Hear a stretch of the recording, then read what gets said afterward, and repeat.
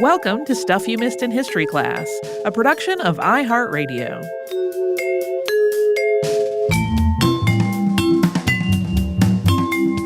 Hello and welcome to the podcast. I'm Tracy V. Wilson. And I'm Holly Fry. I said back in our episode on the South Sea Bubble that I kind of wanted to do one on Charles Ponzi, so here it is. His name is synonymous with one particular kind of fraud today. But until I started researching this episode, I did not realize just how short-lived this scheme that made him famous was. I imagined if his name becomes synonymous with the thing, that he was running this scam for years and years. Right, a long-term identity for... No. Not the case. Carlo Ponzi was born on March 3rd, 1882 in Lugo, Italy. He was the only child of Oreste and Imelda Ponzi. Oreste was a postal worker, and Imelda's family was from Parma, Italy. The Ponzi's life was comfortable but fairly modest, and after they moved to Parma when Carlo was still a child, Imelda entertained him with stories of the opulent homes and luxurious lifestyles of their wealthier relatives in the area. Oreste and Imelda wanted Carlo to become a lawyer and maybe eventually work his way up to being a judge, something that would be a little more prestigious and have more income than what they had. So they sent him to a private academy. He became fluent in French there. Oreste died before Carlo started college, but he left Carlo enough money to pay for an education at La Sapienza Università di Roma. Like a lot of people who are away from home for the first time, when Carlo got to college, he made the most of his newfound freedom. He was attractive, he was charismatic, he made friends really easily, and a lot of the friends that he made had a lot more money than he did. Some descriptions of him make it sound like he immediately started doing petty crimes, but it seems more like he just burned through his inheritance buying clothes and going to the opera and trying to keep up with his new circle of fancy partying friends, including drinking and gambling. After a couple of years, he had frittered or gambled his inheritance away, and he was failing his classes. An uncle who had become something of a father figure to him suggested that he get a job, maybe as a clerk, something that would be stable but not require a degree. Carlo hated this idea. He could not afford this extravagant lifestyle he had been trying to keep up, but he had gotten used to it, and it was what he wanted. Getting some kind of low-level job felt like an insult and something that all of his friends would judge him for. I can understand all of this. Meanwhile, his family was becoming increasingly frustrated with him. They were having to loan him money to pay his debts or cover various fines on his behalf, and this became not just expensive, but also embarrassing. So his uncle made another suggestion, that he might immigrate to the United States and try to make a life for himself there. So some relatives pooled their money and they bought him a ticket aboard the SS Vancouver. They gave him a gift of about $200 to get him started. Although Carlo didn't really know what he was going to do once he got to the U.S., this did seem more appealing to him than getting a desk job in Italy. He also seems to have thought it might give him a chance to redeem himself in the eyes of his mother. It does seem like he regretted how much his time in college had really disappointed her. So he took his uncle's suggestion. He departed for Boston in November of 1903. Unfortunately, though, he gambled and drank away most of that $200 during the voyage. Carlo did not stay in Boston for long. Another relative offered him a job at his freight company in Pittsburgh, and Carlo traveled there by train, spending most of the trip trying to improve his knowledge of English. He did not like that job in Pittsburgh, though, so he quit, and for a while he traveled around New Jersey, New York, and Rhode Island, doing whatever work he could find. Most of that work involved manual labor, things like painting signs and working at a laundry. At this point, there was not a standardized spelling of Ponzi in the U.S., and he spelled his name in a few different ways. He also sometimes used a different name, the surname of Bianchi. By 1907, Ponzi was fluent in English, French, and Italian, and that was really useful for working in places with a large immigrant community.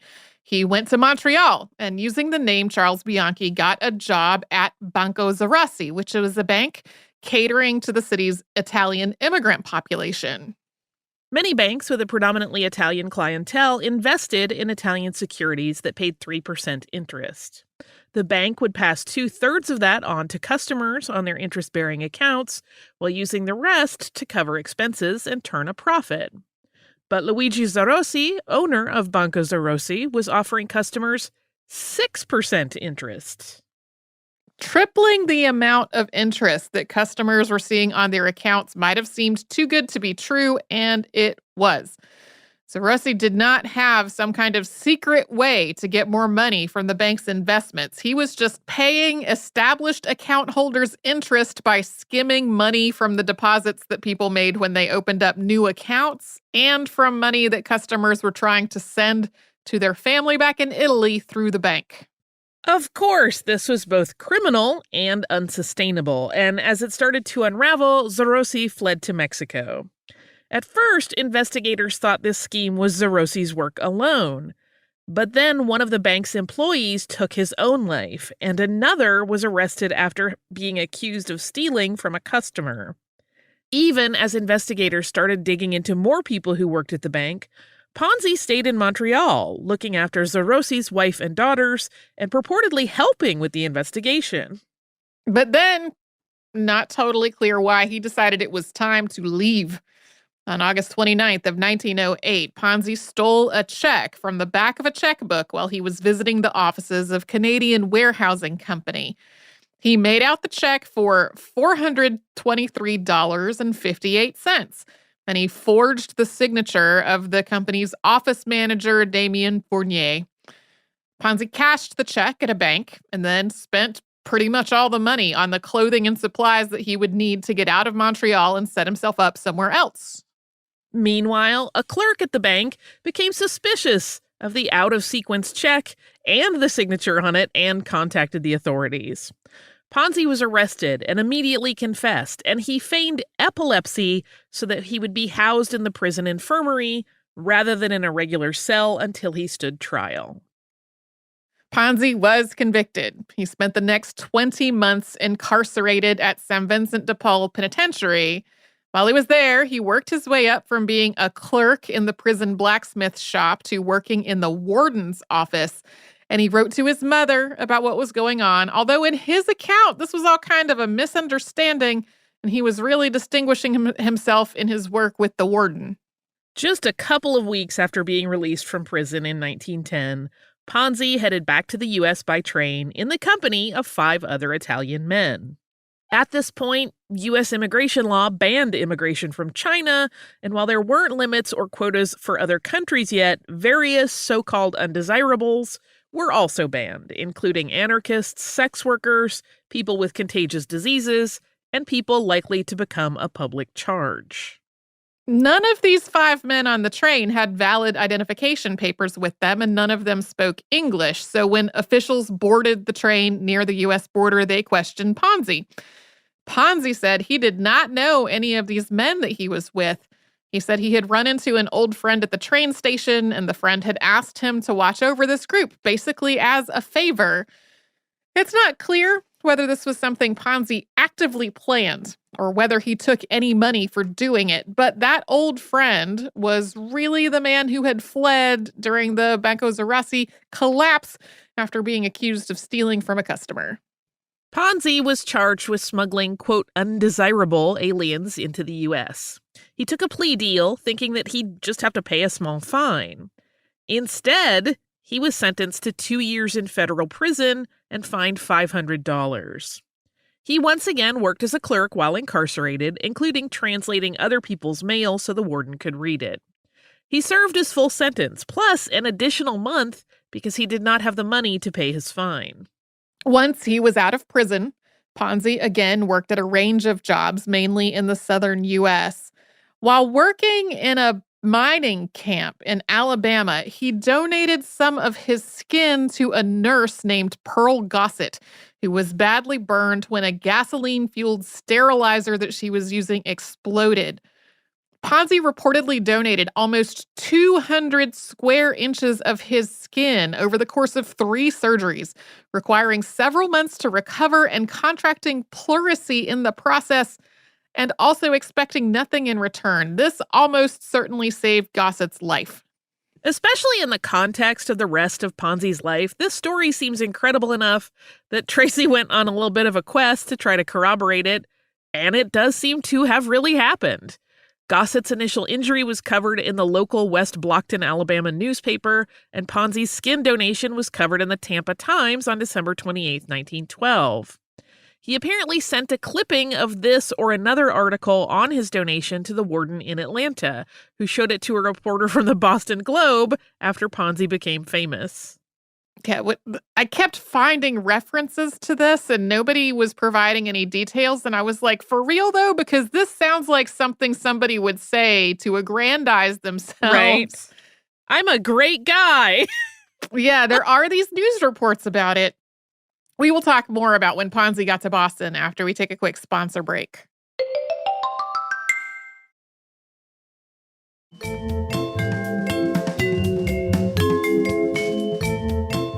Charles Ponzi moved to Boston in 1917, and around that time, he seems to have settled on that name rather than going by Carlo or using a pseudonym like Bianchi. He had been working with a company that sold freight vehicles overseas, and being trilingual came in pretty handy there. When he got to Boston, he started working as a clerk at J.R. Poole Company, which was an import-export firm, another good place for somebody who spoke 3 languages.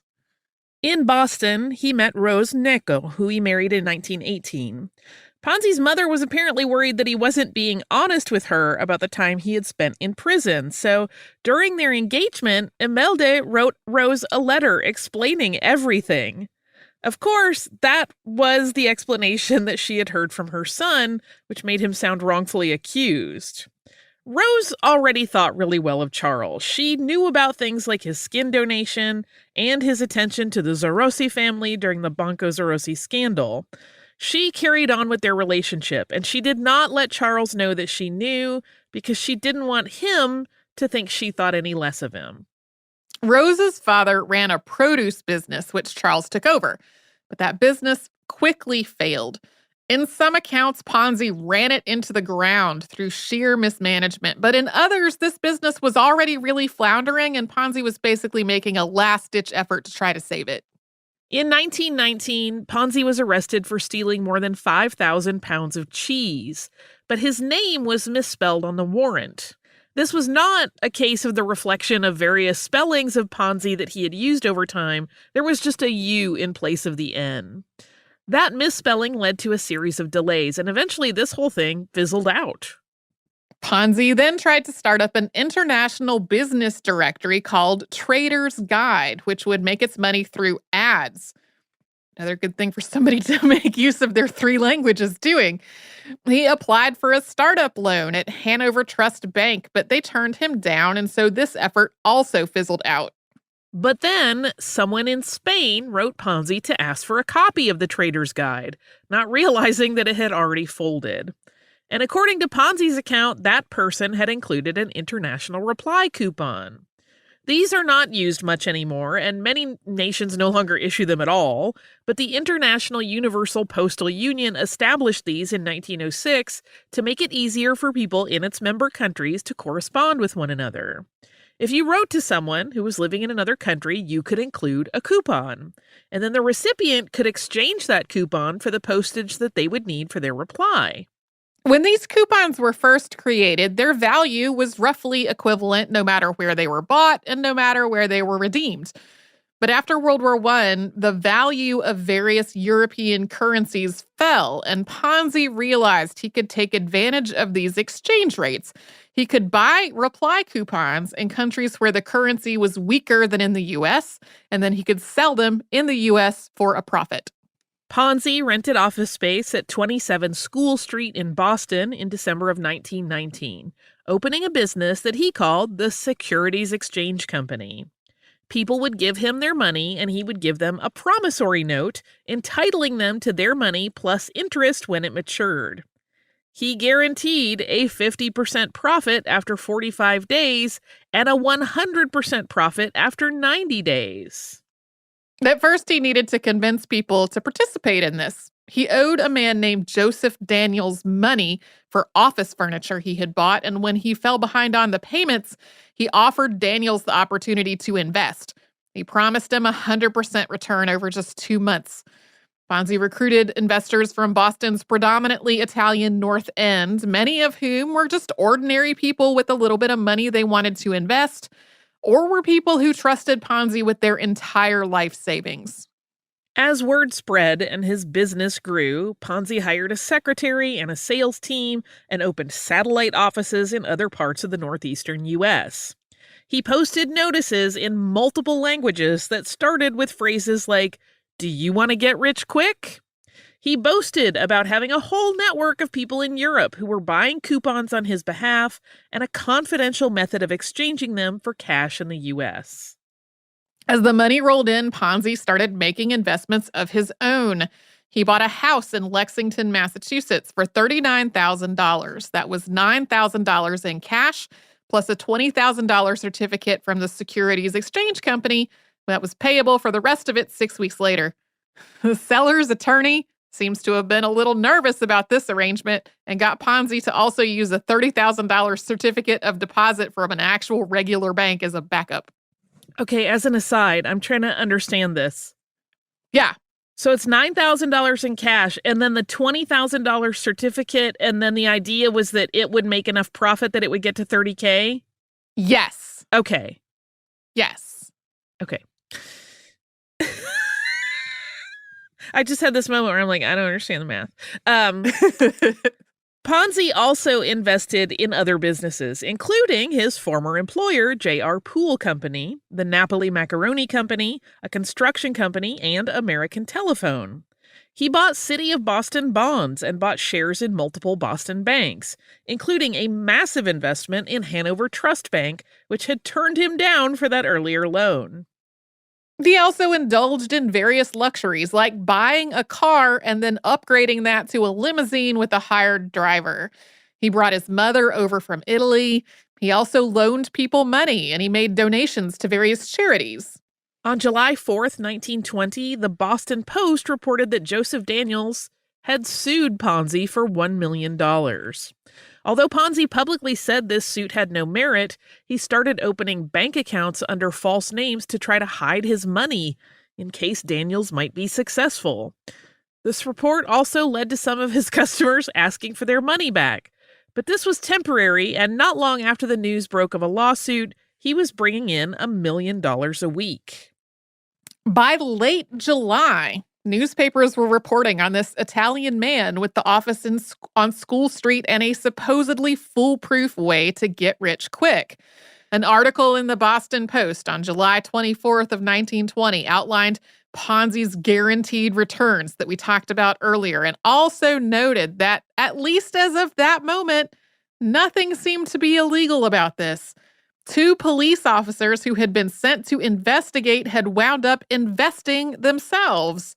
The Post also reported that Ponzi's estimated worth had grown to about $8.5 million, up from essentially zero the previous October. In 1920. Yes. He may as well be a bazillionaire at that point.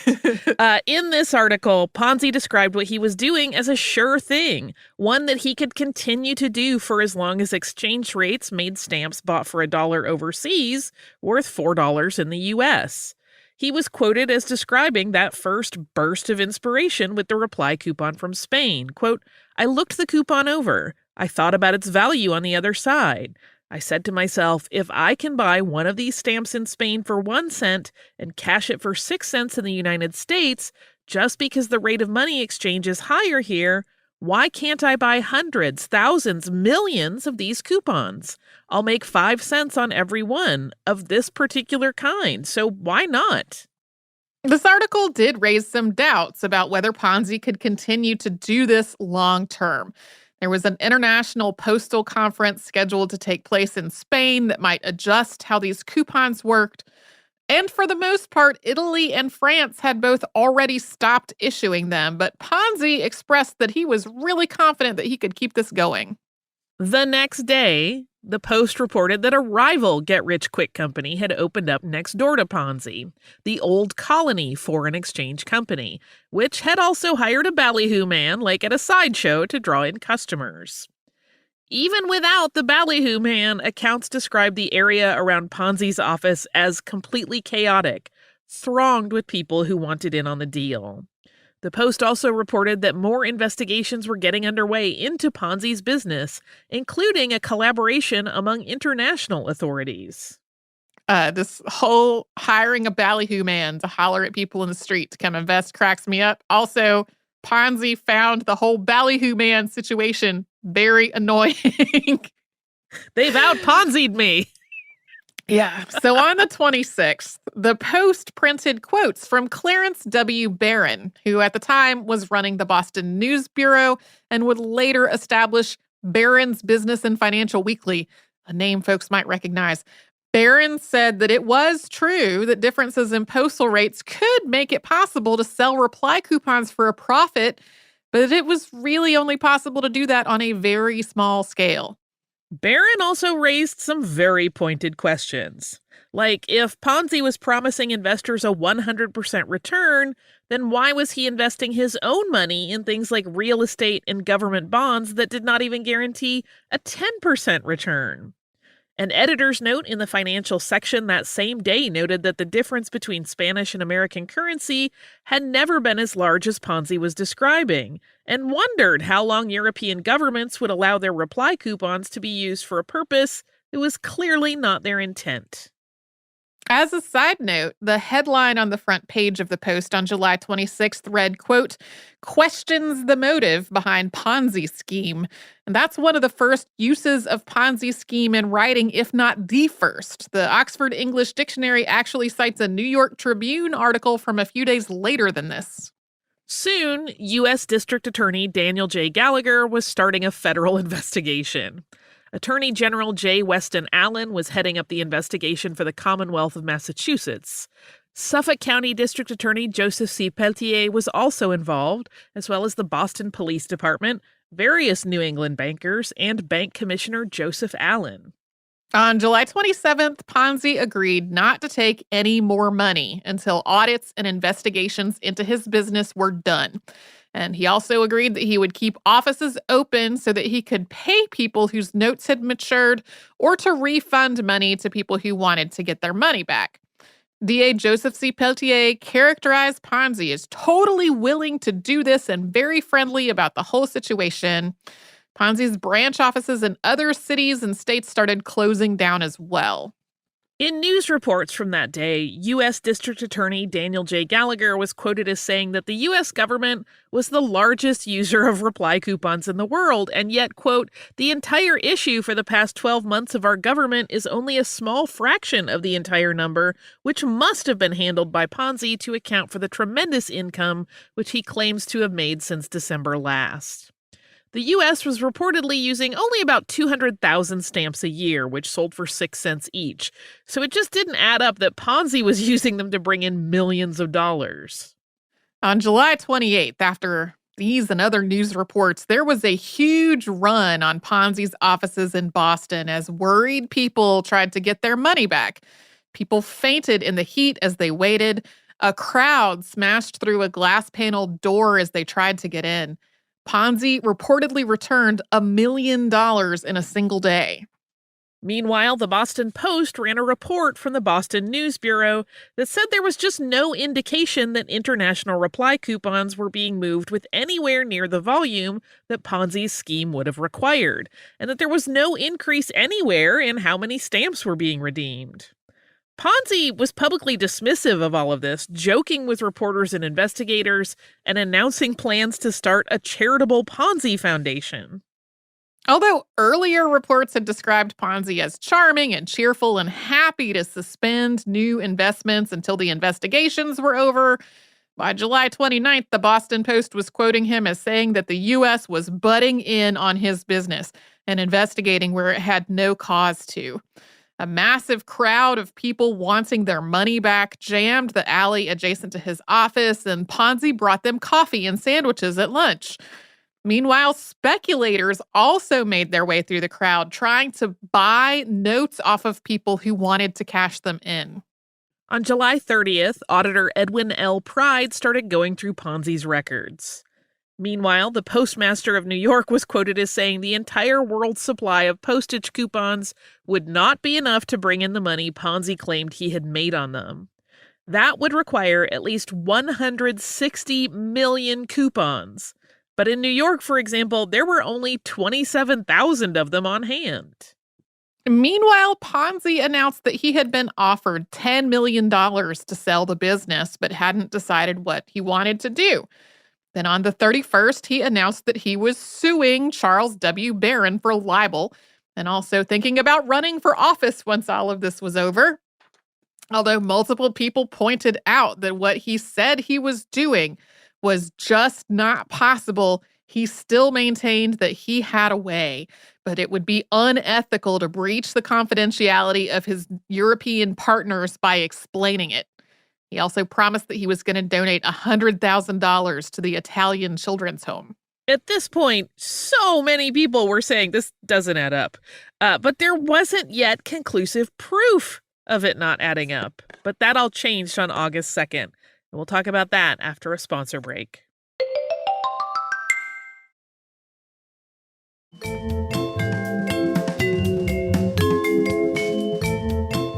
On August 2nd, 1920, a front page headline of the Boston Post read, quote, "Declares Ponzi is now hopelessly insolvent."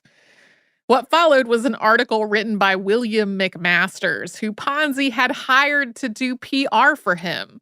McMasters had recognized that if Ponzi was the real deal, he would be a huge asset to McMasters' publicity career. But if Ponzi was ripping people off, McMasters wanted to stop it. This article that he wrote for the Post alleged that Ponzi was $2 million in debt without factoring in all the interest that was due on the Securities Exchange Company's notes when they matured. With that interest included, he was $4.5 million in debt. He also said that Ponzi had sent no money abroad over the last 60 days and that he had not deposited any money in any bank from anything that came from overseas. He had only deposited money that had been given to him by his investors. McMasters' article also spelled out just how massively Ponzi's scheme had grown, from issuing 200 notes a day on June 8th to 2,900 notes the day before he agreed to stop taking people's money. Ponzi still definitely had supporters at this point, though. The Post reported an exchange with an anonymous bystander on the street who shouted out to Ponzi that he was the greatest Italian in history. Ponzi said that he was the third greatest because Columbus had discovered America and Marconi had discovered wireless, which that's a whole sentence to unpack. The bystander shouted back at him, according to the Post's report, quote, "You discovered money." The area around Ponzi's Boston office was still swarmed with people trying to get their money back. The Department of Justice got involved in the investigation, with past podcast subject Attorney General A. Mitchell Palmer getting personally involved. The Boston News Bureau revealed that the entire previous year's sale of postal coupons had totaled less than $60,000. At one point during all of this, Ponzi disappeared for several hours, leading people to wonder if he had fled. Then on August 11th, the Boston Post printed an article under the headline, "Canadian Ponzi Served Jail Term. Montreal Police, Jail Warden, and others declare that Charles Ponzi of Boston and Charles Ponzi of Montreal, who was sentenced to 2.5 years in jail for forgery on Italian bank, are one and same man." The next day, Ponzi was arrested and admitted his previous forgery conviction and that he didn't have the money to repay all these investors. 4 officers of the Old Colony Foreign Exchange Company, which was that competitor across the way with the Ballyhoo man, they were all arrested at about the same time as well. Soon, Ponzi's time in federal prison in Atlanta was public knowledge as well. and his so-called business had collapsed, with auditors concluding that there was no overseas investment in reply coupons. Although the word scheme had been used in a lot of reporting, many newspapers were describing what was happening as a bubble. The Boston Globe printed up a list of other big bubble collapses, including the South Sea and Mississippi bubble collapses that we talked about on the show recently, and the fraud carried out by past podcast subject Cassie Chadwick. Thousands of people lost their money due to Ponzi's scheme, and the Hanover Trust Bank collapsed. Throughout all of this, Rose stood by her husband. She told reporters that she loved him and would support him. And then along the way during all this, Charles learned that she had known about his prior criminal history for their entire marriage and had never said anything about it. Charles Ponzi was charged with 86 counts of mail fraud. He pleaded guilty and was sentenced to 5 years in federal prison. His incarceration started on December 12, 1920, and he was paroled after 40 months. In 1921, while Ponzi was incarcerated, the Boston Post was awarded the Pulitzer Prize for Public Service, quote, for its exposure of the operations of Charles Ponzi by a series of articles which finally led to his arrest. During those months of reporting, the Post had listed Edwin A. Grozier as the publisher and editor of the paper, but Edwin was actually unwell. His son Richard had largely taken his place and had reported most of the story. Edwin insisted that Richard had been running the newspaper this whole time and that he deserved all the credit for the Pulitzer. William McMasters claimed that Ponzi still owed him money for his PR work and sued him for a little over $4,000. From prison, Ponzi filed a suit of his own, claiming that McMasters owed him money for being paid to place advertisements that never ran. Ponzi won both of those suits. As Ponzi served his sentence on these federal fraud charges, the Commonwealth of Massachusetts tried to press charges of its own. Although Ponzi's lawyers argued that this was double jeopardy, he was again tried, convicted, and this time sentenced to 7 to 9 years in prison.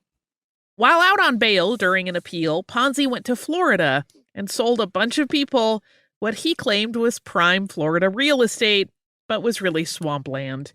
He was found guilty of fraud in that scheme and sentenced to a year of hard labor at Florida State Prison. While out on bail appealing that conviction, he attempted to flee by boat, but he was caught, arrested, and sent back to Massachusetts to serve his sentence there. He was released from prison in 1934 and deported back to Italy on October 7th of that year. Yeah, there's various brief write-ups of this that make it kind of sound like authorities suddenly realized that he had never become a citizen, but like that had been part of the reporting of the whole initial crime. So I think it was more that they were just like, all right, time to be done. They may have realized that that was a fast way to end their efforts in the matter. Right.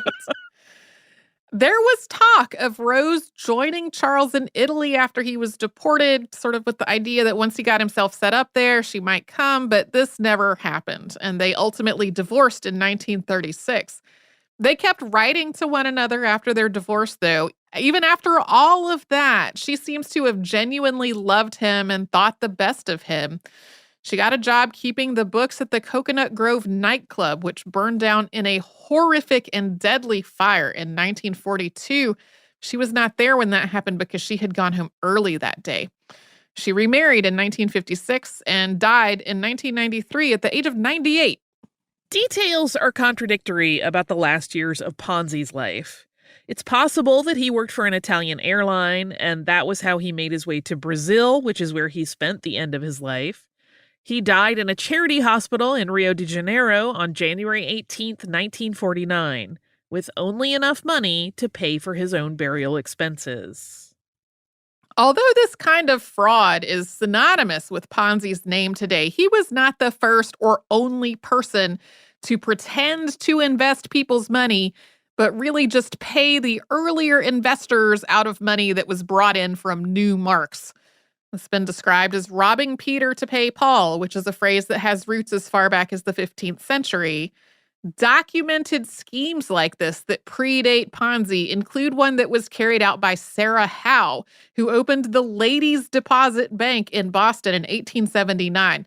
She was arrested, tried, convicted, and imprisoned multiple times as she ran this same scheme in multiple cities. She would get out of prison and go somewhere else and do it over again. William Miller, who was known as 520% Miller because of the massive returns that he promised, launched the Franklin Syndicate in Brooklyn in 1889. This was the same basic scheme as what Ponzi was doing, and newspapers actually got quotes from him during their reporting on Ponzi. Sometimes the term Ponzi scheme is also used interchangeably with pyramid scheme, although that term can also have slightly different nuance.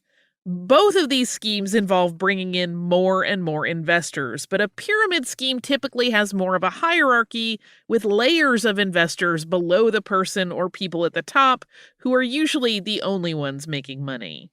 Ponzi's scheme made enormous headlines when it happened, but it really wasn't until after the Great Depression that federal regulators in the U.S. really took steps to try to prevent this kind of scam. But that was also part of regulations meant to try to prevent another catastrophe like the Depression. The Securities Exchange Commission was established in 1934, and newly passed laws required most businesses and individuals who were selling securities to register with the SEC and to abide by newly created regulations. And then the Investment Advisors Act of 1940 and Investment Company Act of 1940 similarly require most companies that are advising people about the purchasing of securities to register with the SEC, and also to follow various regulations about doing so. That has not stopped Ponzi schemes entirely, though, not in the US or in the rest of the world. For example, Ponzi schemes became a massive problem in Albania in the 1990s, with as much as 2/3 of the population investing in them, leading to rioting when those schemes collapsed. And of course, there was Bernie Madoff, who ran what is described as the largest Ponzi scheme in history, estimated at almost $65 billion, which was discovered in 2008. There's still a lot of ways that people are able to defraud other people. As a random side note, Ponzi's mansion in Lexington, Massachusetts that he bought for $39,000, that's still there. It last sold in 2021 for $3.5 million. Ponzi. Do you have listener mail? I do have listener mail. We have started to get lots of listener mail about our episode about rabies. This is one of the rabies emails, and I love the title because the title is My Own Bat Rabies Story from a Veterinarian. Don't worry, it is not a bad story. So Liz wrote, "Hello, Holly and Tracy. I was so excited when I saw you guys did an episode on rabies. I'm a small animal veterinarian, and of course I give thousands of rabies vaccinations a year. I'm excited to hear Holly's bat rabies story on Friday, but I have my own. About 3 years ago, my husband was out of town, and my 3-year-old daughter was sleeping in bed with me. We were woken up in the middle of the night by one of my cats leaping across the room. I turned on the light to a bat flying around my room. I moved my daughter out of the room and called to my dad, who lives with us. As I checked on my daughter and my son, who was asleep in another room, my dad, unbeknownst to me, let the bat out of the window. It is not widely known, so hopefully you will tell your listeners about this part. If a person is asleep or too young to accurately tell you if they were bitten and were in the same room as a bat, it's considered an exposure. This is because bat bites can be so small, they do not draw blood or leave a visible mark. You can be sleeping and not even know you have been bitten. Because my dad let the bat out, it could not be tested, so my 2 small children had to go through rabies exposure shots. Since I'm a veterinarian, I'm vaccinated, so I just got a booster. I was very lucky that my pediatrician knew about this and knew the protocols needed. I cannot say the same for the ER physicians who unfortunately were not up to date on their rabies protocols. My kids are older now and do not even remember the series of shots they got, but it gives me a great personal story to tell my clients who don't understand why their dogs and cats still need rabies vaccinations if they are mainly inside animals. I have included several pictures of my zoo to pay my pet tax. I currently have 4 cats. I'm not going to list off all of their names because this is quite a lot of animals. I currently have 4 cats, 4 dogs, 3 horses, and a guinea pig. There is a theme to all of those names. I did not read them all, but they all have alcohol-related names, which I find very lovely. Liz, P.S. I have a suggestion that is hopefully on your list of topics for the future. The Libby prison break, or just Libby prison. This is a close personal topic since my 4 times great-grandfather was one of the escaped prisoners and even wrote a book that I have a reprinted copy. So thank you, Liz, so much for this email. What's so funny to me is we got this email on Tuesday, May the 10th. The rabies episode came out Monday, May the 9th. Wednesday, May the 11th, the episode that included the Libby prison break. And then, of course, the Friday episode that talked more about rabies exposures and things. That also was not out yet when Liz sent this email. Thank you so much, Liz. I feel like we made the point somewhere that, yeah, bat bites can be so small that it can be hard to know if you were personally bitten. Way back forever ago, there was an episode of the podcast Judge John Hodgman about these brothers that were living in a house that they had gotten for some ridiculously small amount of money through like a tax sale or an estate sale, something like that. And it was infested with bats. And their method of dealing with the bats was not a safe method.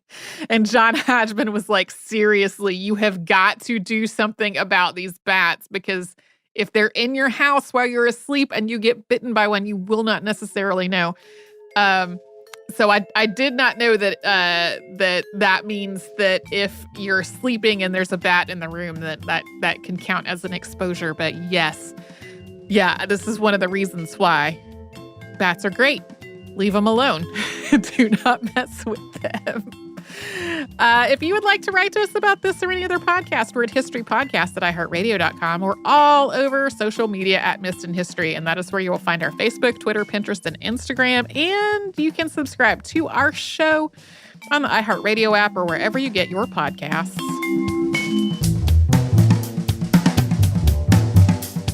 Stuff You Missed in History Class is a production of iHeartRadio. For more podcasts from iHeartRadio, visit the iHeartRadio app, Apple Podcasts, or wherever you listen to your favorite shows.